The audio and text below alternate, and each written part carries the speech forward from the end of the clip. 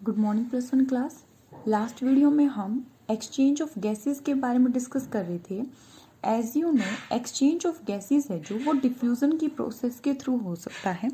Diffusion के लिए हमें क्या रिक्वायर्ड है, जो कोई भी साइट है वहाँ पे किसी एक पर्टिकुलर गैस का पार्शियल प्रेशर क्या होना चाहिए, हाई होना चाहिए, सो डैट वो गैस क्या है नेक्स्ट साइट तक मूव कर सके जहाँ उस गैस का पार्शियल प्रेशर लो है।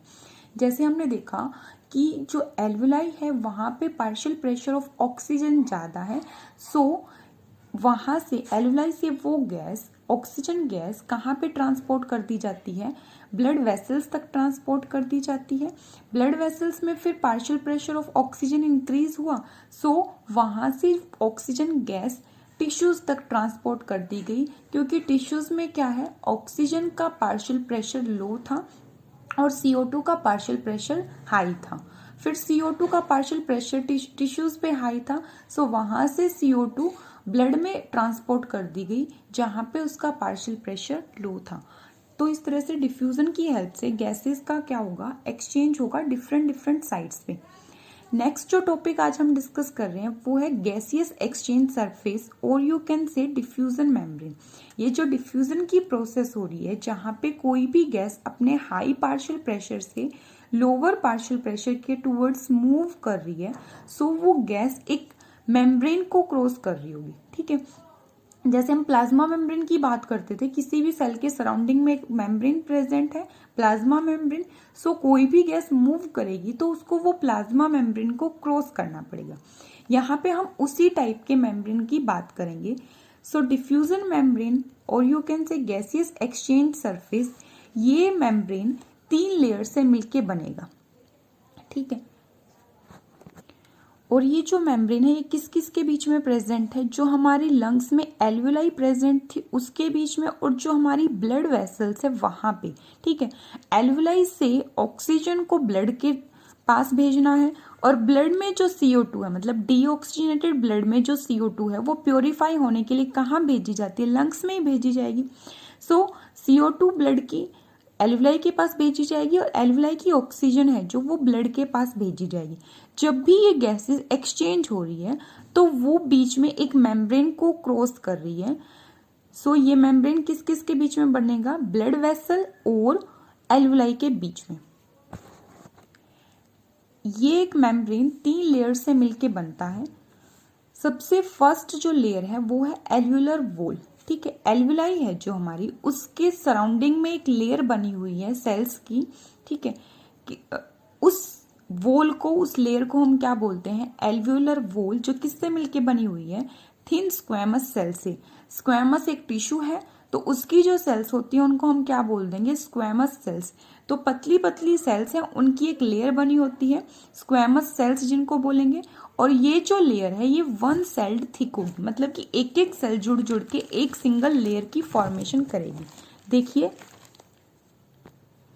सो ये एल्वुलाई है हमारे पास, और एल्वुलाई के बाहर ये जो लेयर बनी हुई है, एक एक सेल ने क्या कर रखा, लेयर बना रखी है। ये जो लेयर है ये हमारी क्या है, एल्वुलर वॉल है, जो कि 1 सेल्ड थिक रहेगी। ठीक है, पूरा का पूरा जो हमारा डिफ्यूजन मेम्ब्रेन था उसकी फर्स्ट लेयर है एल्वुलर वॉल, जो किससे मिलके बनी हुई है, स्क्वैमस सेल से, जो कि 1 सेल्ड थिक लेयर है। ओके, नेक्स्ट जो लेयर है वो है बेसमेंट मेम्ब्रेन। बेसमेंट मेम्ब्रेन को पढ़ने से पहले हम एक बार जो थर्ड लेयर है उसके बारे में पढ़ेंगे। देखो, थर्ड लेयर क्या है हमारे पास, एंडोथीलियम ऑफ कैपिलरी। कोई भी ऑर्गन है उसके बाहर वाली जो लेयर है, या फिर कोई भी ब्लड वेसल, उसकी आउटर मोस्ट लेयर को हम बोलते हैं, एनिमल्स के केस में एपिथीलियम। ठीक है, और प्लांट्स के केस में हम क्या बोलते हैं, आउटर मोस्ट लेयर को एपिडर्मिस। एनिमल्स के केस में किसी भी बॉडी ऑर्गन के बाहर की जो लेयर होती है उसको हम एपिथीलियम बोलेंगे।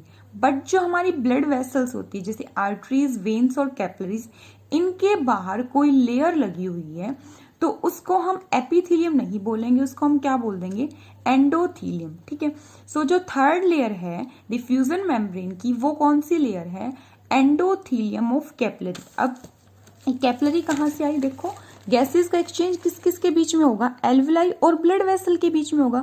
और कौन सी ब्लड वेसल के बीच में होता है? जो ब्लड कैपिलरी है वो ही इस ऑक्सीजन को टिश्यूज तक ट्रांसपोर्ट करती है। ठीक है, सो हम इस कैपिलरी की आउटर मोस्ट लेयर की बात कर रहे हैं। सो कैपिलरी के बाहर ये लेयर दिखाई दे रही है आपको ग्रीन सेल से मिलके बनी हुई, ये एक आउटर मोस्ट लेयर है कैपिलरी की, जिसको हम क्या बोलेंगे? Endothelium layer of capillary. ठीक है, ये जो लेयर है ये भी एल्वुलर वॉल की तरह ही स्क्वैमस सेल से ही मिलके बनी होगी। जैसे एल्वुलाई की जो लेयर थी वो कौन सी सेल से मिलके बनी थी? स्क्वैमस सेल से। सेम ऐसे ही कैपिलरी के ब्लड वेसल की जो आउटर मोस्ट लेयर है वो स्क्वैमस सेल से मिलके बनी होगी। ठीक है, अब एल्वुलाई के सराउंडिंग में थी ना ये कैपिलरी, तो इसको हम क्या बोल सकते हैं? एल्वुलर कैपिलरी बोल सकते हैं। और एल्वुलर कैपिलरीज क्या करती हैं? ऑक्सीजन का इनटेक करेगी फ्रॉम एल्वुलाई। ठीक है, सो ये मान लीजिए हमारे पास एक एल्वुलाई है। ठीक है, एल्वुलाई के बाहर जो लेयर बनेगी सेल्स की वो कौन से सेल से मिलके बनी होती है? स्क्वैमस सेल से मिलके बनी होती है। और ये जो लेयर है ये वन सेल्ड थिक है। ठीक है, फिर यहाँ पे हमारे पास एक ब्लड कैपिलरी है। उस ब्लड कैपिलरी की जो आउटर मोस्ट लेयर है वो भी वन सेल्ड थिक है और इसको हम क्या बोलते हैं? Endothelium of capillary. ये क्या है? Endothelium of capillary. और ये क्या थी? Alveolar wall. ठीक है, डिफ्यूजन मेम्ब्रेन 3 लेयर से मिलके बनता है, एल्वियोलर वॉल, एंडोथीलियम और एक और लेयर क्या है? Basement membrane. अब बेसमेंट मेम्ब्रेन है जो कि सेकेंड लेयर है डिफ्यूजन मेम्ब्रेन की। ठीक है, डिफ्यूजन मेम्ब्रेन जिसकी 3 लेयर्स थी, उन 3 लेयर्स में से हम 2 लेयर्स की बात कर चुके हैं। एक जो लेयर है जो कि इन दोनों लेयर के बीच में, किस किस के बीच में है? Alveolar wall and endothelium of capillary के बीच में एक लेयर प्रेजेंट है। उस लेयर का नाम क्या होता है? Basement membrane. ठीक है, क्या बोलेंगे? Basement membrane. जो भी स्क्वैमस सेल्स होती हैं, स्क्वैमस सेल्स के बेस पे एक लेयर बनेगी। ठीक है, ये जो लेयर मैं बना रही हूं ये स्क्वैमस सेल्स के बेस पे बनेगी। और सेम ऐसे एंडोथीलियम सेल्स थी, जो मतलब एंडोथीलियम लेयर थी कैपिलरी की, उसके बेस पे भी एक क्या बनेगी? लेयर बनेगी। यहाँ पे भी एक लेयर बनी और यहाँ पे भी एक लेयर बनी। तो दोनों साइड जो लेयर बनी है किस किस के सराउंडिंग में? एल्वुलर वॉल के और एंडोथीलियम ऑफ कैपिलरी के सराउंडिंग में जो लेयर बनती है उस लेयर को हम क्या बोलते हैं? Basement membrane. ठीक है, बेसमेंट मेम्ब्रेन अब किस किस के बीच में आया है? एल्वुलर वॉल और एंडोथीलियम ऑफ कैपिलरी के बीच में प्रेजेंट रहेगा। ठीक है, ये जो ब्लैक वाला सारा पार्ट है ये क्या है? हमारे पास बेसमेंट मेम्ब्रेन है। ठीक है, सो जो डिफ्यूजन का मेम्ब्रेन है वो 3 लेयर से मिलके बनेगा। एल्वुलाई के बाहर जो लेयर बनी एल्वुलर वॉल, जो कि किससे मिलके बनती है? स्क्वैमस सेल्स से। एंडोथीलियम ऑफ कैपिलरी मतलब कि कैपिलरी जो कि हमारी ब्लड वेसल्स होती हैं, उस ब्लड वेसल के बाहर जो लेयर बनी उसको क्या बोला जाएगा? Endothelium of capillary. ये भी स्क्वैमस सेल से ही मिलके बनी होगी। और इन दोनों लेयर्स के बीच में एक और लेयर प्रेजेंट है जिसको हम बोलते हैं बेसमेंट मेम्ब्रेन। ठीक है, बेसमेंट मेम्ब्रेन एक नॉन सेलुलर लेयर है।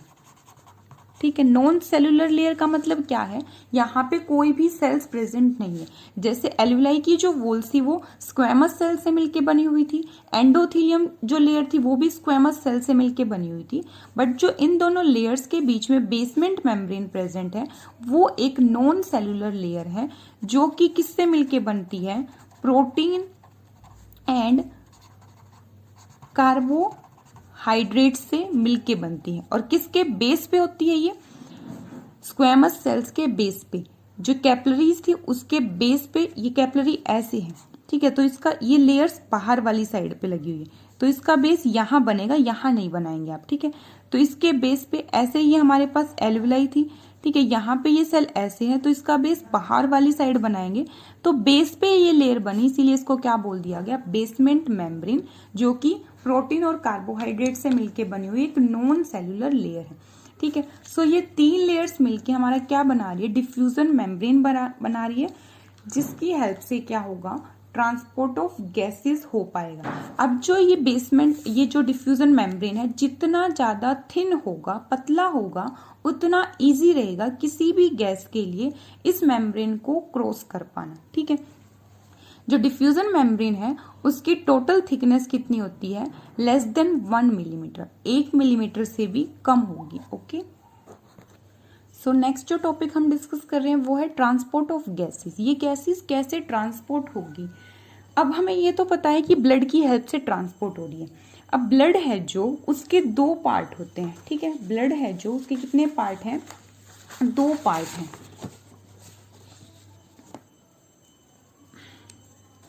ब्लड के 2 मेन कंपोनेंट्स है, 2 पार्ट हैं। एक तो होता है प्लाज्मा और एक है ब्लड सेल्स। ठीक है, ब्लड सेल्स क्या होती है, आरबीसी, डब्ल्यूबीसी और प्लेटलेट्स। ठीक है, प्लाज्मा जो है वो ब्लड का लिक्विड पार्ट होगा। 45% जो पार्ट है हमारे ब्लड का वो सेल्स बना रही है, और जो 55% पार्ट है वो कौन बना रहा है, प्लाज्मा बना रहा है। ठीक है, अब इस ब्लड में जो गैसेस हैं वो या तो प्लाज्मा के थ्रू ट्रांसपोर्ट हो सकती है, या फिर ब्लड सेल में जो आरबीसी है हमारी, उसकी हेल्प से ट्रांसपोर्ट हो सकती है। अब हम देखेंगे कि कौन सी गैस प्लाज्मा के थ्रू कितना % ट्रांसपोर्ट हो रही है और आरबीसी के थ्रू कितना % ट्रांसपोर्ट होगी। ठीक है, ब्लड का जो प्लाज्मा पार्ट है वो लिक्विड कंटेंट है। ठीक है, liquid part of blood is plasma. अब जो ऑक्सीजन गैस है वो आरबीसी की हेल्प से 97% ट्रांसपोर्ट होगी। ठीक है, 97% जो ऑक्सीजन का ट्रांसपोर्ट हो रहा है वो ब्लड में जो आरबीसी प्रेजेंट है उनकी हेल्प से होगा। मतलब कि ऑक्सीजन आरबीसी के पास जाएगी और आरबीसी में जो हीमोग्लोबिन प्रेजेंट है उस हीमोग्लोबिन से बाइंड होगी और बॉडी के डिफरेंट सेल्स तक ट्रांसपोर्ट कर दी जाएगी। कार्बन डाइऑक्साइड है जो, उसका ट्रांसपोर्ट थ्रू आरबीसी कितना होता है, सिर्फ 20 to 25% होगा। ठीक है, so most of the oxygen है जो वो आरबीसी के थ्रू ट्रांसपोर्ट हो रही है।